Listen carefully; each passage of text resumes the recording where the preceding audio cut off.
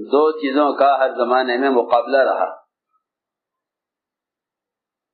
دو چیزوں کا ہر زمانے میں مقابلہ رہا. اس زمانے میں بھی مقابلہ ہے. دو چیزوں کا ہر زمانے میں مقابلہ رہا. اس زمانے میں بھی مقابلہ ہے اور قیامت تک چلے گا. وہ دو چیزیں کیا ہیں؟ وہ دو چیزیں کیا ہیں؟ ایک طرف تو انبیاء علیہم السلام کی خبریں ہیں، اور اس کے مقابلے میں انسانی تجربات اور مشاہدات اور مختلف قسم کے مادی اسباب. یہ دونوں چیزیں ہر زمانے میں ایک دوسرے کے مقابل رہی ہیں.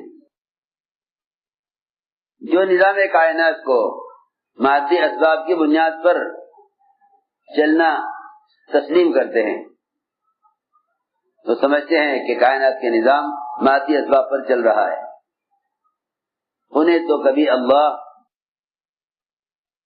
اور اس کے وعدے اور کائنات کے نظام میں حکم کے ٹوٹ جانے سے وعیدوں کا خیال کبھی نہیں آتا.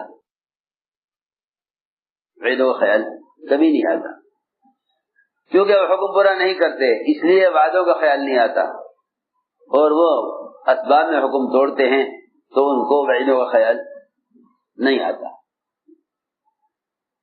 تو میری بات توجہ سننی ہوگی. بہت دونوں چیزیں متقابل ہیں. لوگ سمجھتے ہیں کہ اعمال اور اسباب یہ دونوں چیزیں ایک دوسرے کے ساتھ جڑی ہوئی ہیں. اگر دونوں کو جمع کریں گے تو کامیابی ہو جائے گی. حالانکہ ایسا نہیں ہے. اتنا بڑا فرق ہے اعمال اور اسباب میں. ہر سمجھتے تھے سبب سے ایک مرتبہ ملے گا، وہ بھی غیر یقینی ہے. وہ بھی غیر یقینی ہے.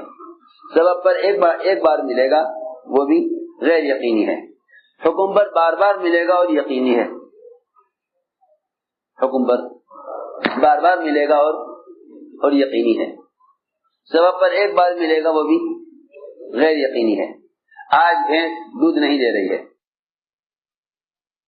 آج بھینس دودھ نہیں دے رہی ہے. یہ کیا بات ہے؟ یہ بات کیا ہوتی؟ نہیں دے رہی. آج بھینس دودھ نہیں دے رہی، سبب ہے. اور اگر بھینس نے آج دودھ دے دیا تو اسی وقت دوبارہ دودھ نہیں دے گی. میں عرض کرنا چاہتا ہوں کہ جب قلوب پر اسباب کی خاصیت اور اسباب کا معمول غالب آ جاتا ہے تو اللہ تعالی کے خزانوں سے تعلق ختم ہو جاتا ہے. جو یقین رکھتے ہیں کہ اسباب خزانہ نہیں ہے. اسباب خزانہ نہیں ہے. اسباب تو خزانوں کا مظہر ہے. اسباب اللہ کے خزانوں کا مظہر ہے. حالانکہ جنت بھی اس کی نعمتوں کے خزانوں کا ایک ادنا مظہر ہے.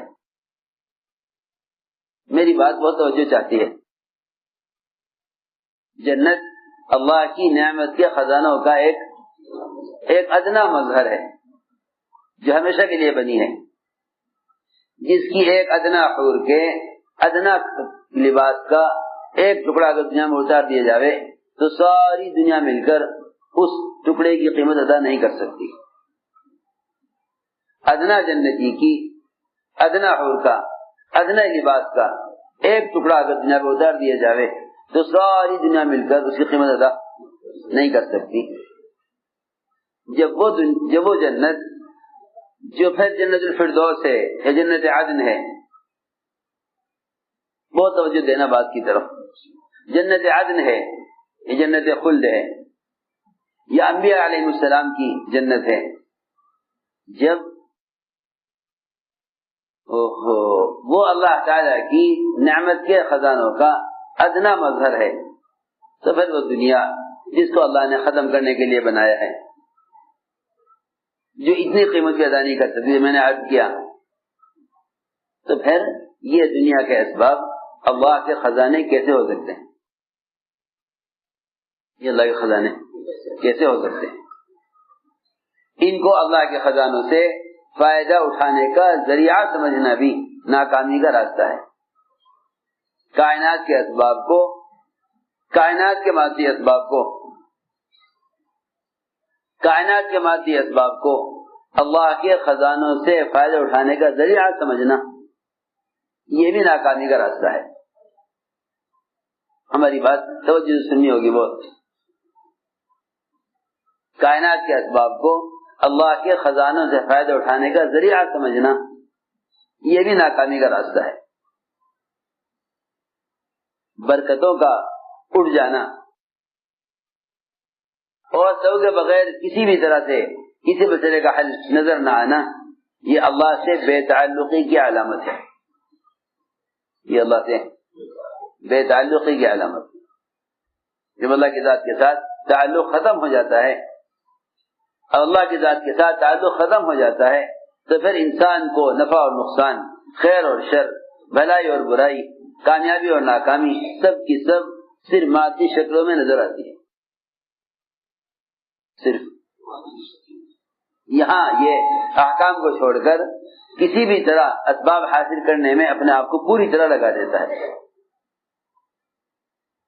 یہاں احکام چھوڑ کر پوری طرح اپنے آپ کو اسباب کے حاصل کرنے میں لگا دیتا ہے. اس کے برخلاف دعوت ہے انبیاء علیہ السلام کی، وہ یہ کہتے ہیں کہ جو قدرت سے بنا ہوا ہے وہ قدرت سے فائدہ اٹھانے کا ذریعہ نہیں ہے. دیکھو میرے دوستو، دو قسم کے اسباب ہیں. ایک وہ اسباب ہیں جنہیں انسان اپنے ہاتھ سے پیدا کرتے ہیں، تیار کرتے ہیں. جنہیں انسان اپنے ہاتھ سے تیار کرتے ہیں. ایک وہ اسباب ہے جن کے بنانے میں انسان کا دخل نہیں ہے. جن کے بنانے میں انسان کا دخل بالکل نہیں ہے. زمین ہے، بادل ہیں،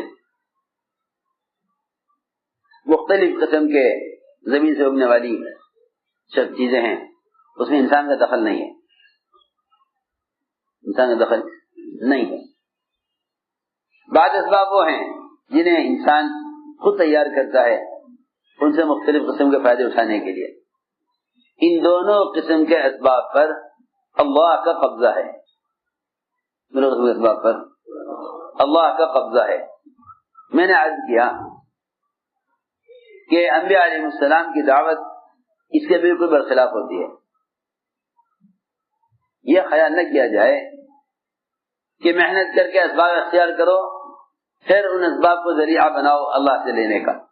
نہیں، محنت کر کے اعمال درست کرو پھر ان اعمال کو ذریعہ بناؤ اللہ سے لینے کا. اللہ کو اختیار ہے وہ تمہیں سبب دے کر اسباب کے ذریعے سے حاجت پوری کرے، وہ تمہیں سبب نہ دے کر سبب کے بغیر حاجت پوری کرے. اس کے اختیار اللہ کو ہے. اس کے اختیار اللہ کو ہے. حضور اکرم صلی اللہ علیہ وسلم نے اور آپ کے صحابہ نے قدم قدم پر اپنے بعد میں آنے والوں کو اللہ کے خزانوں سے براہ راست فائدے اٹھانے کے راستے بتلائے. تم یہ نہ کہو کہ اس سبب سے چیز حاصل ہو چکی ہے، اس سبب سے ہم فائدہ اٹھا چکے ہیں، اب اس سے دوبارہ فائدہ فوراً نہیں اٹھا سکتے. تم یہ نہ کہو کہ یہ زمین اتنا غلہ دے گی، تم یہ نہ کہو زمین اتنا غلہ دے گی، تو تم نے اپنے لیے رزق کو تنگ کر لیا.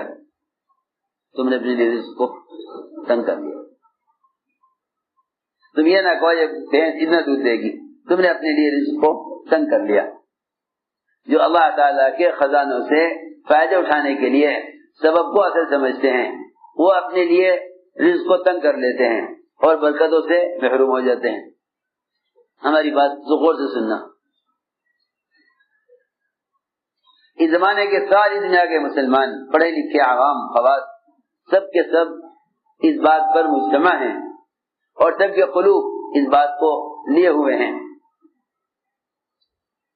کہ اللہ نے اسباب بنا دیے ہیں، تم انہیں اختیار کرو اور اللہ سے امید کرو. اللہ سے امید کرو. سوچو تو صحیح، کیسی الٹی بات ہے، کیسی الٹی بات ہے کہ محنت تو کرو اسباب پر، امید کرو اللہ سے. یہ کیسے ہو سکتا ہے؟ یہ کیسے ہو سکتا ہے کہ محنت ایک چیز پر اور امید اسی چیز سے؟ آپ مجھے ذرا بتائیے سب فیصلہ کر کے کہ ایک آدمی ملازمت کرتا ہے، کیا وہ زراعت سے غلے کی امید کر سکتا ہے؟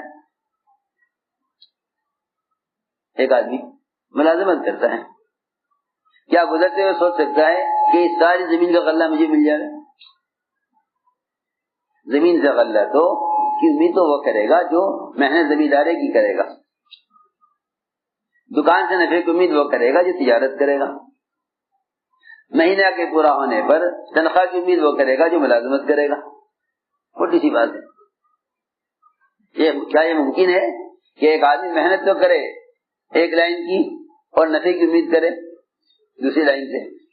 جب دنیا کی مادی شکلوں میں ایک لائن سے محنت اور دوسری لائن سے نفع کی امید نہیں کر سکتا تو پھر یہ کیسے ممکن ہے کہ دنیا میں محنت تو کرے اسباب پر اور امید کرے اللہ سے؟ جب مادی شکلوں میں آپس میں ایک دوسرے کے مقابلے میں ایک چیز سے محنت کر کے دوسری چیز سے امید نہیں کر سکتا تو یہ کیسے ممکن ہے کہ محنت توبہ کر کے اللہ سے امید کرے؟ ہم سب کے سب الٹی بولتے ہیں، یوں کہتے ہیں بھائی تم تو محنت کرو مگر امید اللہ سے رکھو. حالانکہ مشرکین مکہ وہ جو بھی ان کو اسباب نظر آتے انہیں اختیار کر لیتے اور ان پر محنت کرتے، اور وہ بھی یہ کہا کرتے تھے کہ کرنے والی ذات تو اللہ کی ہے، نفع نقصان اللہ کے ہاتھ میں ہے، ہم تو ان اسباب کو بطور کوشش کے استعمال کرتے ہیں، باقی اللہ کرنے والے ہیں. ضماد نے حضور اکرم صلی اللہ علیہ وسلم کا علاج یہ کہہ کر کیا تھا کہ میں کوشش کروں گا آپ کے علاج کی مگر شفا اللہ کے قبضے میں ہے. ضماد مشرک نے آپ کا علاج کیا تھا یہ کہہ کر کہ میں آپ کا علاج کروں گا مگر شفا اللہ کے ہاتھ میں. میں عرض کرتا ہوں کہ حضور اکرم صلی اللہ علیہ وسلم نے اپنے صحابہ کو یہ سکھلایا تھا کہ تم کائنات کی کسی بھی شکل میں یہ مت سمجھ لینا کہ اللہ رب العزت نے اس شکل میں انسان کے حاجتوں کا پورا ہونا رکھ دیا ہے.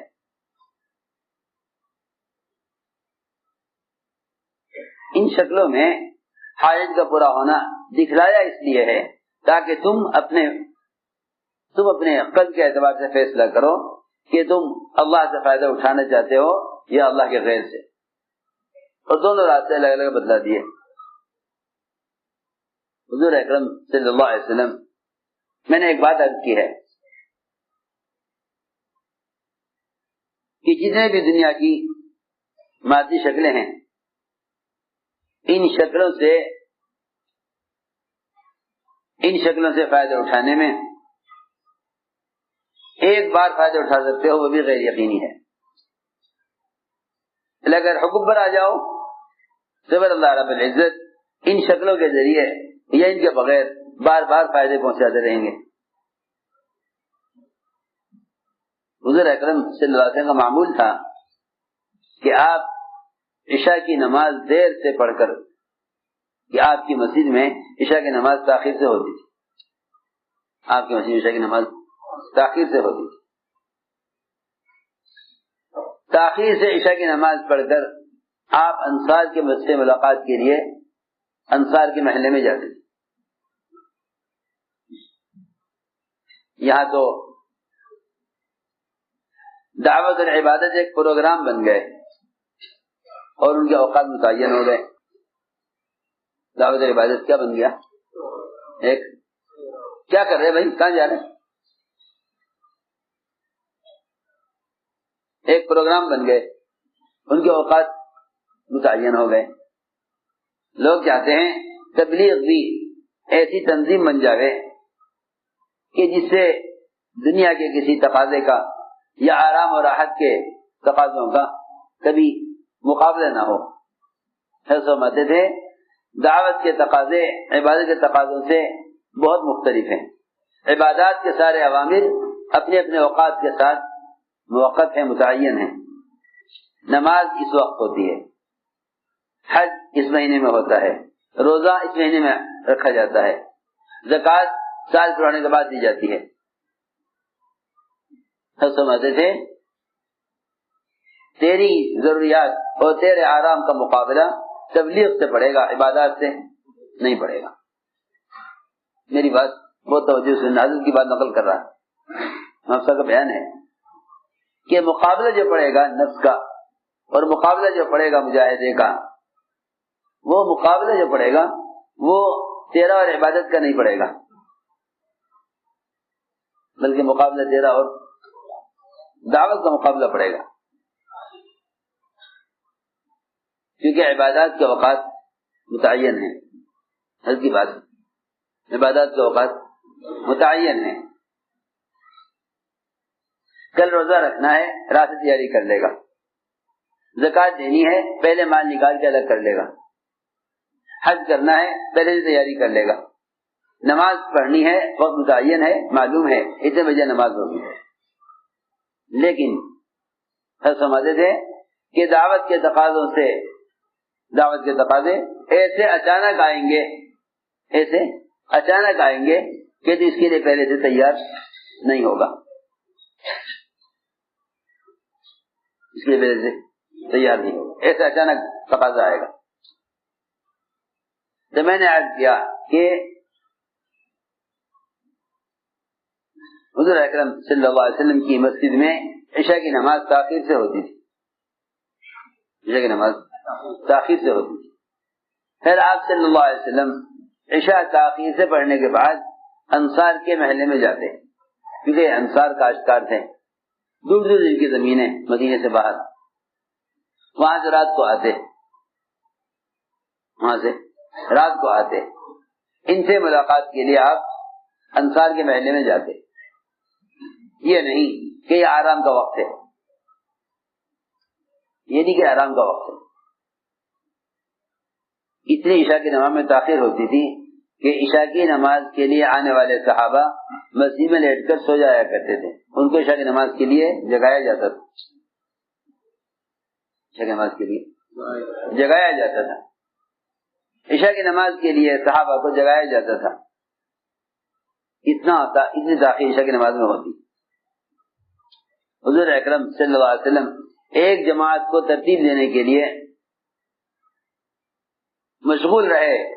جب وہ جماعت تیار ہو گئی اور دعوت کا ایک تقاضا تیار پورا ہو گیا، تب آپ نے فرمایا اب عشاء کی نماز پڑھ لیں۔ اس میں روایت میں ہے کہ اتنی تاخیر ہو گئی کہ جو نماز کے لیے آئے تھے مسجد میں، وہ مسجد میں لیٹ کے سو گئے۔ تو اتنی تاخیر کے بعد آپ کا روزانہ معمول انصار کے پاس جانے کا تھا عشاء کے بعد۔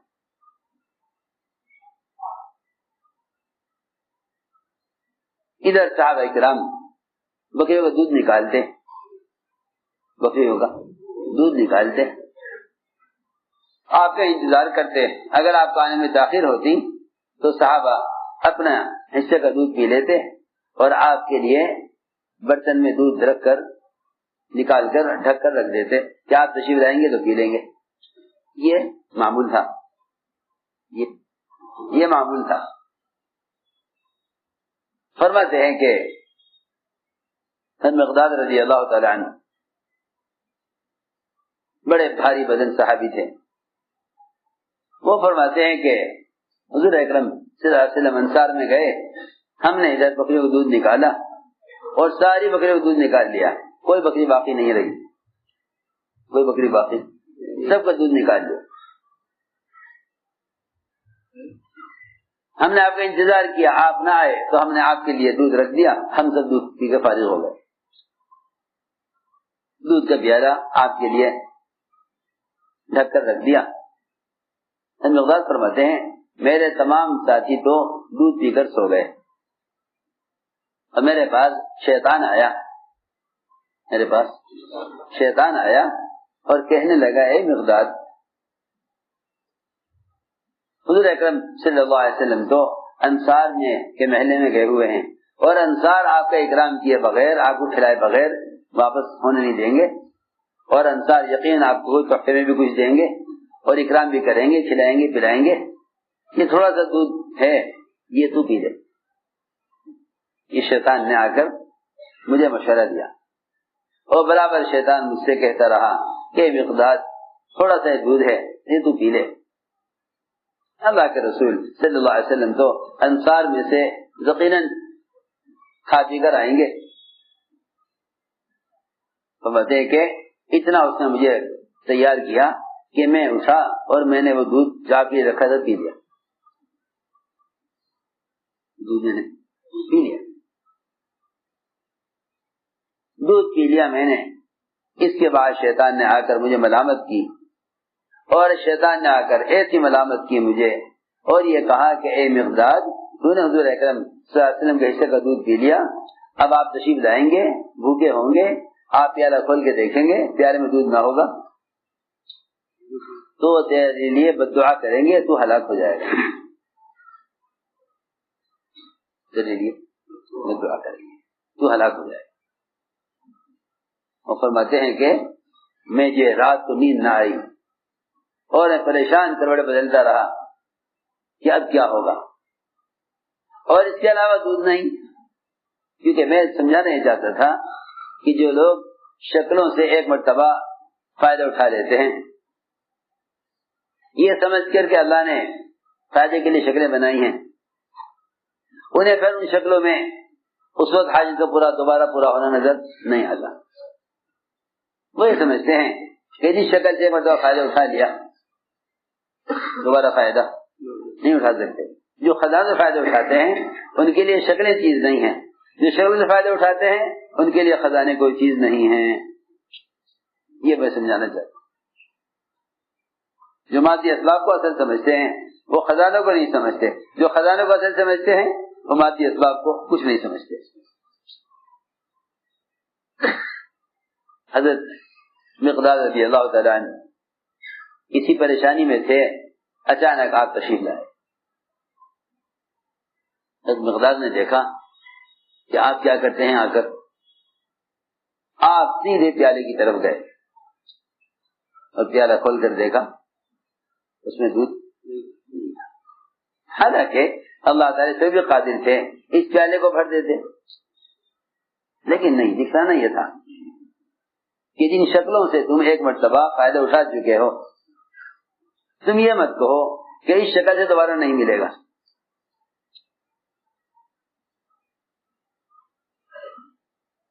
آپ نے دیکھا پیالہ خالی ہے، آپ نے دونوں ہاتھ اٹھائے دعا کے لیے۔ حضرت مقداد کو یقین ہو گیا کہ اب میں ہلاک ہو جاؤں گا۔ فکر یہ ہوا کہ ذرا سن تو لوں کہ بد دعا کیا ہو رہی ہے، بد دعا کیا ہو رہی ہے۔